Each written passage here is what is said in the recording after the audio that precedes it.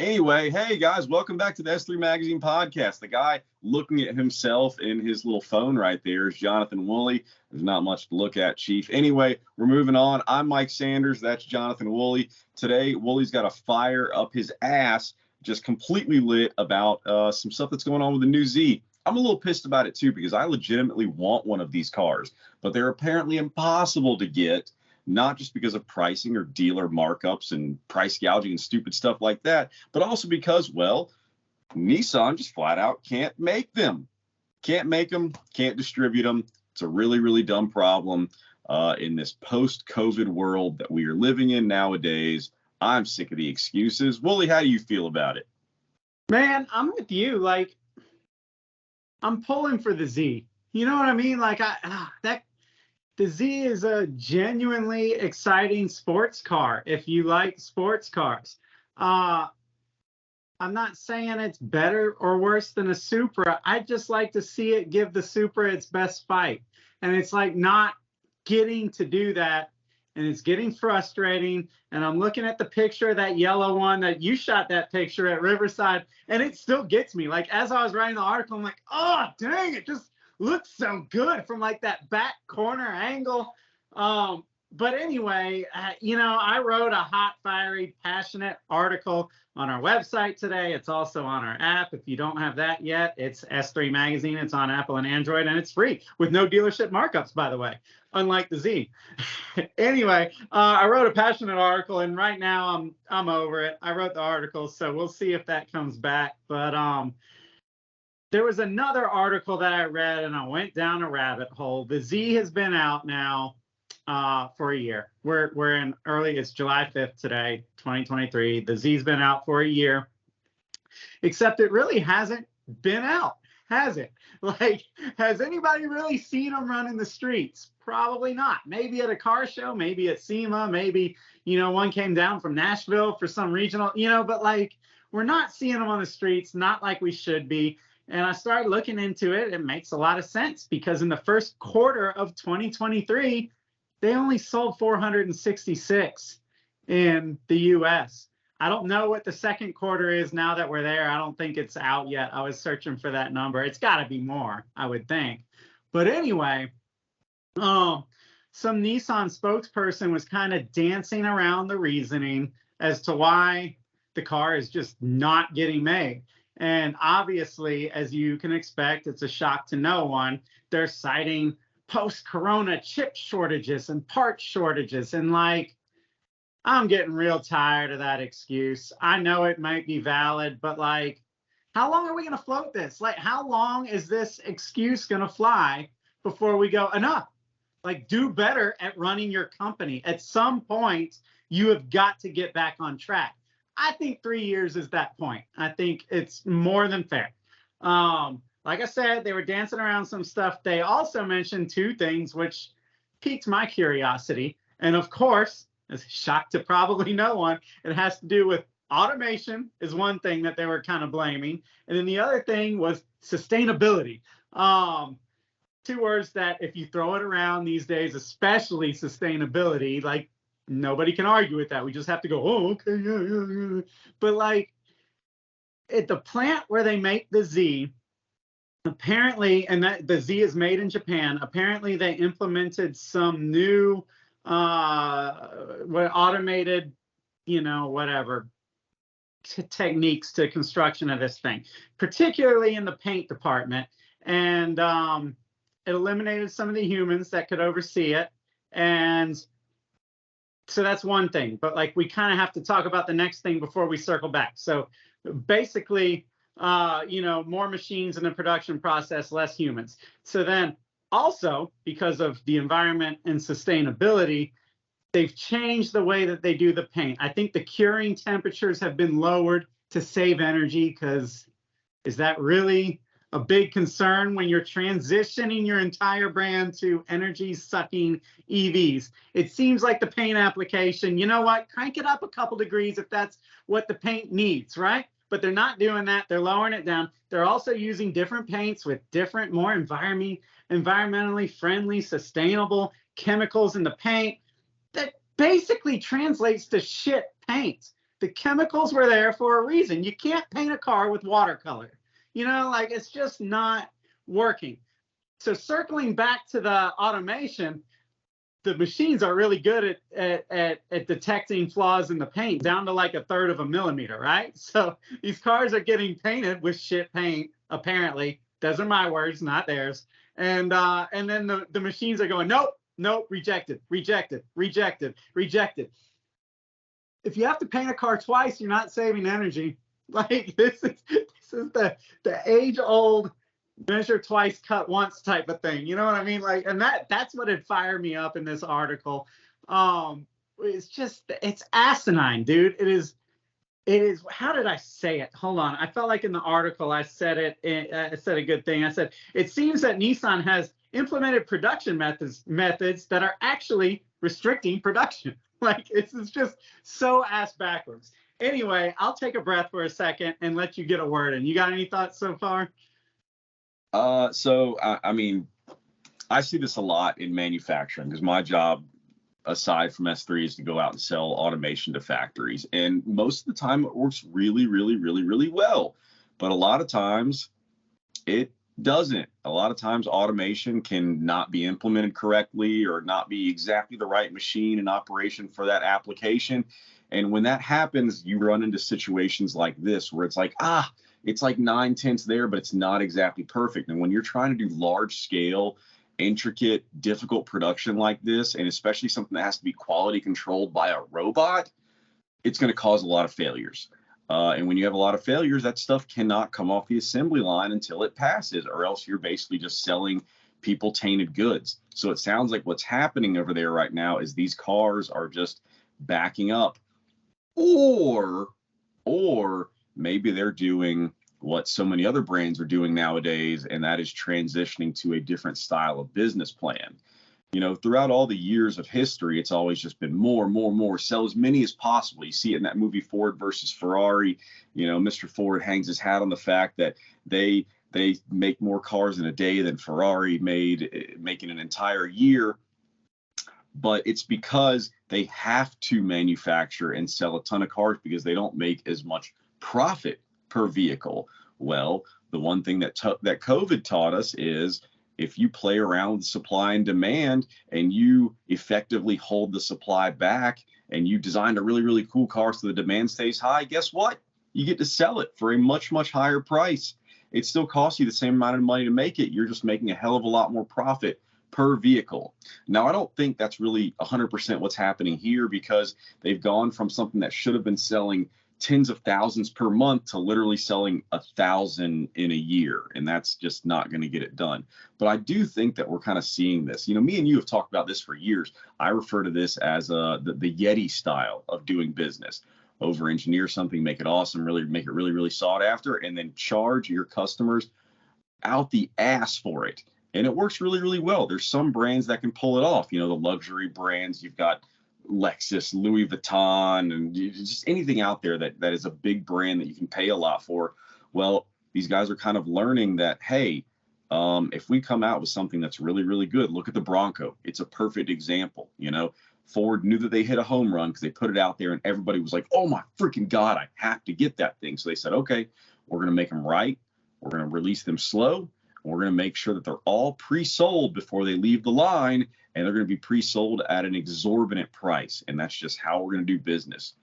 From a business standpoint, it's really, really smart. From the buyer's standpoint, who wants to maybe feel like you got a deal or just at least even be in the market to get the vehicle, it sucks because we made a video about this a while ago. I want one of these Zs really, really badly. We went to Riverside, and that yellow car was just sitting there with its ass in my face the whole time. And I left just going, God damn it, I have to go buy a Z. It's manual transmission, it's turbo, it's rear wheel drive, it's gnarly, it's classic. The only thing it's missing is freaking target tops, but we'll chop that thing up. It's fine. And I literally can't get one. It's just not possible. You can't get one. You can go sign up and put your deposit down, but you're probably never going to get that car.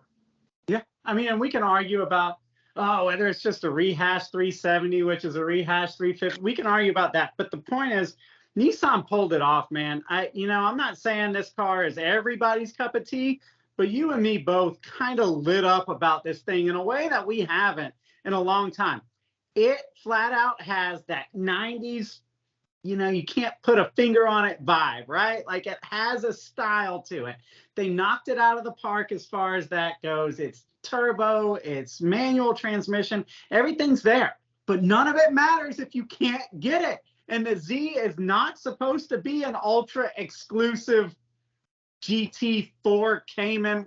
That's not what, this is the antithesis of that. This is the everyday driver, everyday man sports car. You know what I mean? And yeah, I don't know. It's like you said, is part of this intentional? Is this changing business plans and structures post Corona, realizing that, hey, wait, this mentality that like people like you and me and pretty much anybody on the planet grew up with, we've always heard the customer's always right.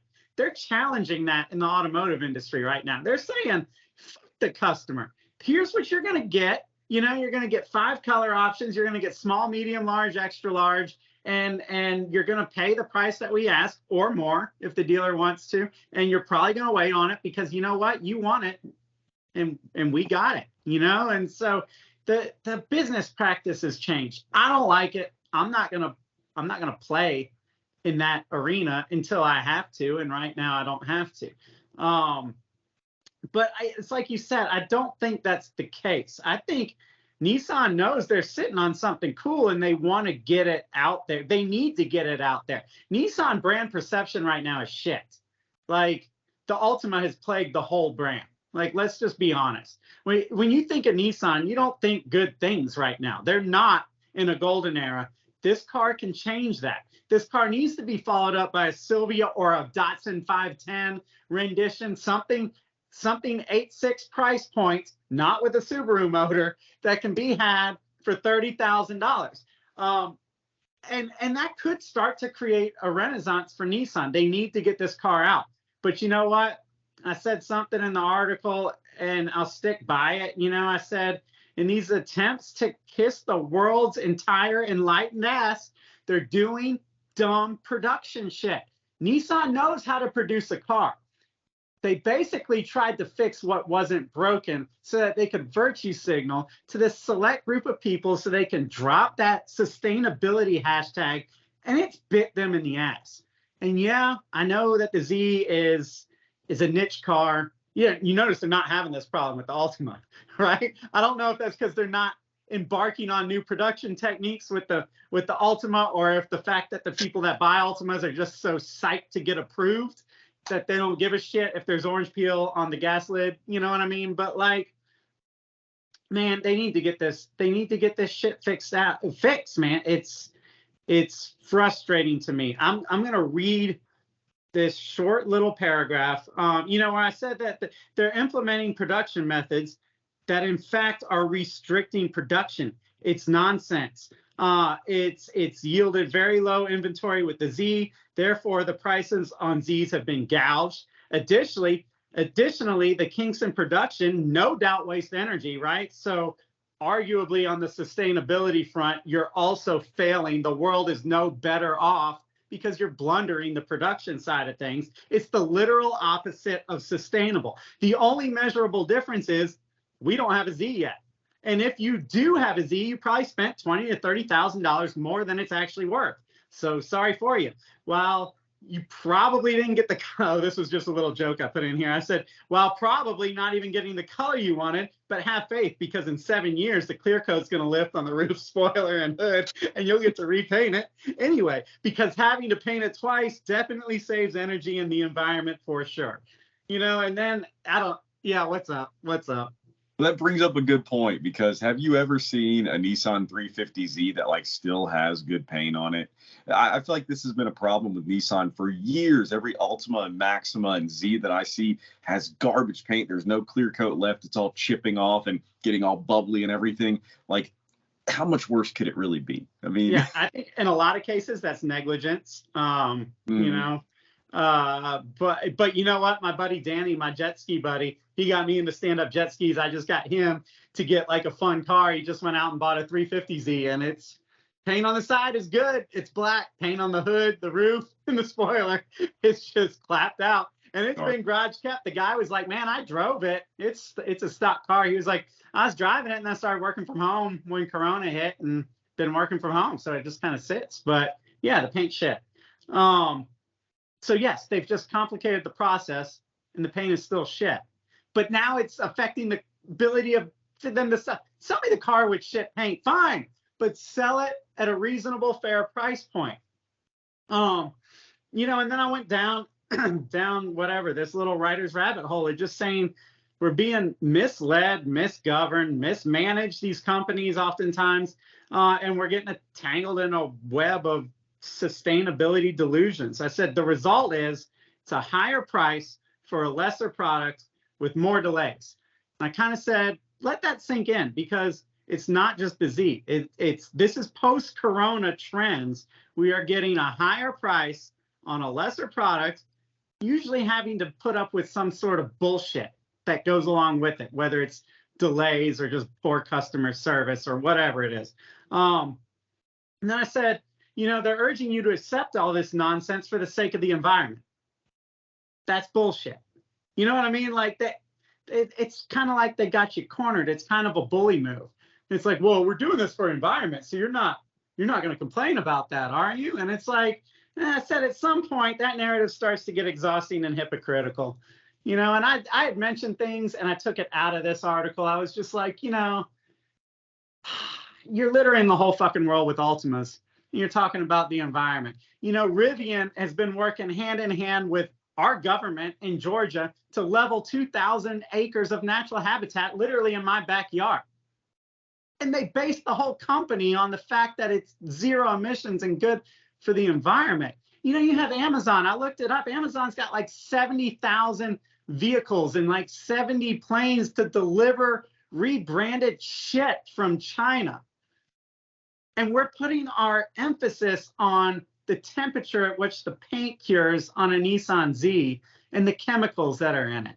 Like, China is bellowing out emissions from every crack and crevice. It's just focus on the problem. We need some common sense in our CEO positions, in our government positions, and in the population in general. I feel like we're living in idiocracy, dude. Yeah.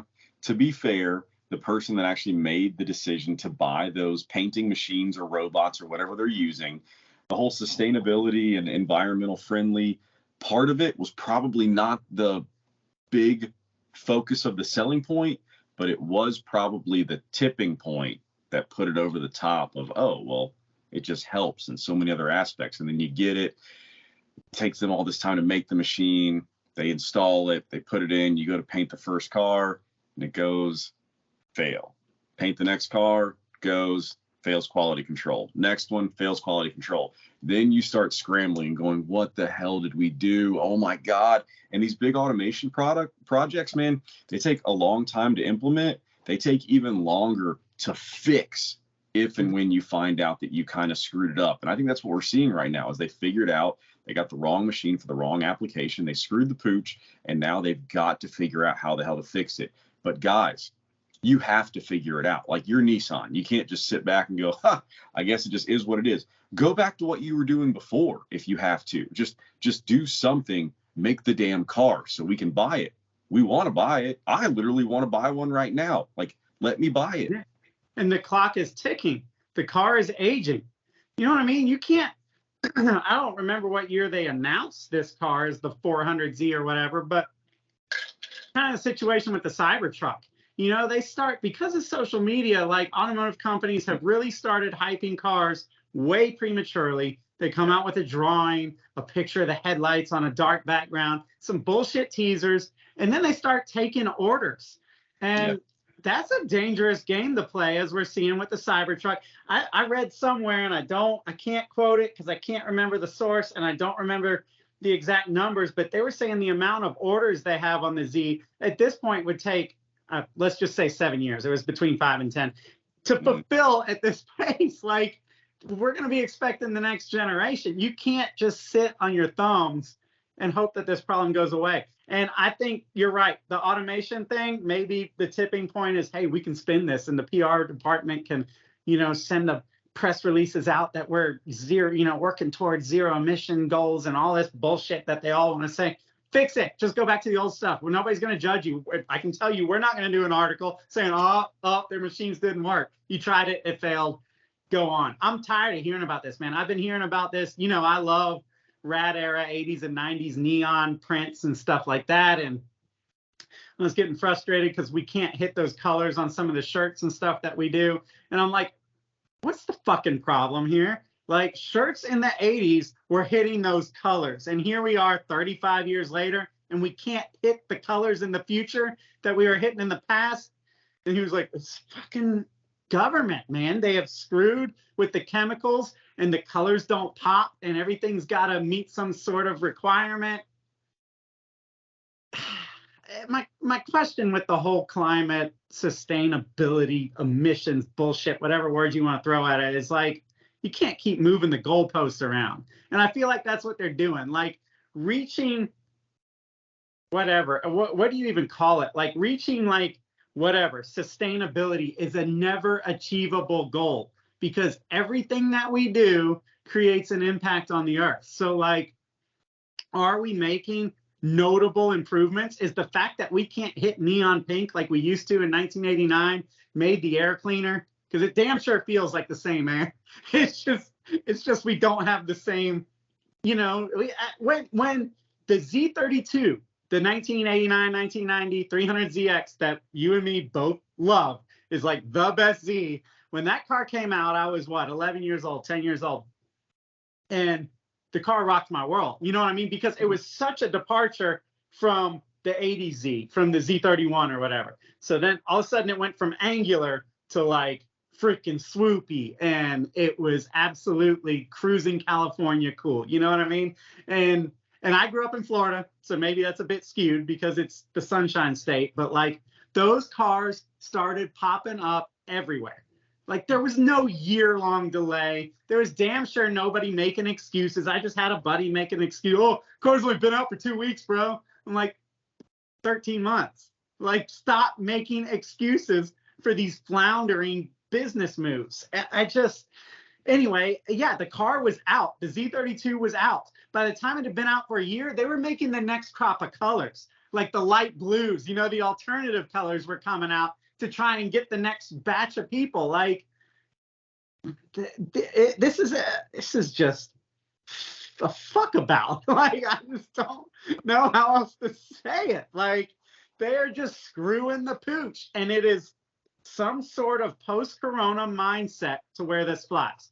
I feel like, correct me if I'm wrong or if I'm just being overly passionate, but in the boardroom before this corona bullshit, somebody would have said, what is the freaking problem? Why are we not selling the car? And there would have been some nerdy person that said, well, the parts supplier said it's going to be another 10 weeks on the part. And he would go, then they're not our freaking parts supplier anymore. Get it done. We didn't make this car to not make this car. Like, this is unacceptable. But for some reason, Corona has just abused our mindset, man, to the point where we accept this shit. It has. Corona has really screwed up the mindset in the workplace, and especially when it comes to the executive level. There's a lot of complacency. There's a lot of excuses, and there's a lot of just easy, simple plan B. Oh, man, we'll just make less of them and charge more. It'll just do the math. As long as we make the same amount of profit, it doesn't matter how many of them we sell. So if we sell 9,000 less, we just need to make up for it with charging that much more per unit. And that's what they do. And they know they're going to get the money as of right now until the market freaking fails.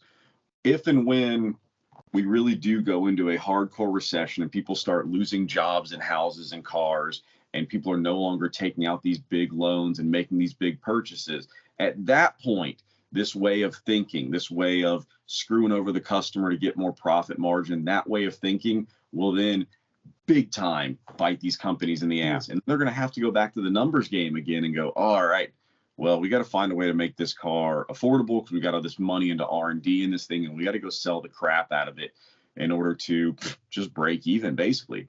So they better be on the lookout for that, because that can happen at any time. We've already massive banking industry failures.